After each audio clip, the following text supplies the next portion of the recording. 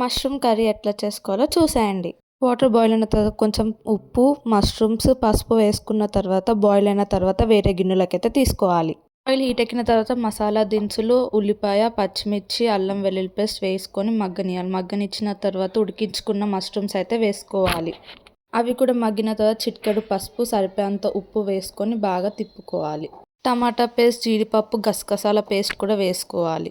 బాగా మగ్గిన తర్వాత జీలకర్ర పొడి, ధనియాల పొడి, గరం మసాలా అయితే వేసుకోవాలి.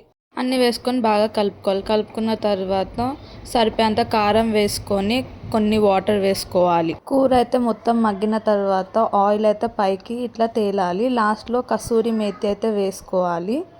వేసుకున్న తర్వాత చూసినారు ఆయిల్ మొత్తం పైకైతే తేలింది. లాస్ట్లో అయితే కొంచెం కొత్తిమీర వేసుకుంటే మన మష్రూమ్ కర్రీ అయితే రెడీ అయిపోయింది. మష్రూమ్ కర్రీ చపాతీలోకి, రైస్లోకి అయితే చాలా బాగుంటుంది. నెక్స్ట్ టైం మీరు కూడా ట్రై చేయండి.